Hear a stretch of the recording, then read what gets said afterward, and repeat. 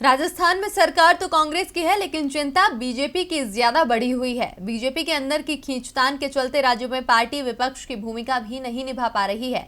BJP में एक गुट राज्य की पूर्व सीएम वसुंधरा राजे सिंधिया का है, तो दूसरा राज्य बीजेपी अध्यक्ष सतीश पूनिया का।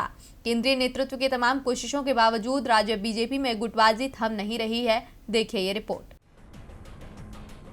बीजेपी की जहां सरकार है या जहां वो मजबूत विपक्ष है, वहां तो वो दूसरी पार्टियों में सेंधमारी की कोशिश में जुटी रहती है। कर्नाटक, गोवा, सिक्किम, पश्चिम बंगाल, अरुणाचल प्रदेश, गुजरात, मध्य प्रदेश समेत तमाम राज्यों में बीजेपी ने विरोधी दलों में सेंधमारी की।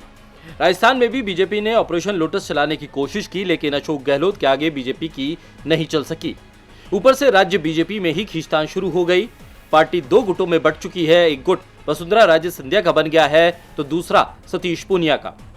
नेता प्रतिपक्ष गुलाब चंद कटारिया और केंद्रीय मंत्री गजेंद्र सिंह शेखावत को भी वसुंधरा विरोधी गुट का माना जाता है। वसुंधरा अपने समर्थकों को राज्य बीजेपी अध्यक्ष बनाना चाहती है, लेकिन केंद्रीय नेतृत्व वसुंधरा की मांग मानने को तैयार नहीं है। इसके बाद से ही वसुंधरा राजे सिंधिया ने पार्टी की बैठकों से दूरी बनाना शुरू कर दी। मंगलवार को जयपुर में विधायक दल की बैठक में भी ये सरगर्मियां साफ तौर पर दिखाई दी, क्योंकि इस बैठक में भी वसुंधरा राजे शामिल नहीं हुई। बैठक में वसुंधरा गुट के नेताओं ने आरोप लगाया कि राजस्थान में स्थानीय निकाय चुनाव में पूर्व मुख्यमंत्री की अनदेखी के चलते पार्टी को हार मिली। वसुंधरा समर्थकों ने दावा किया कि राजस्थान में बीजेपी में वसुंधरा के मुकाबले कोई नेता नहीं है।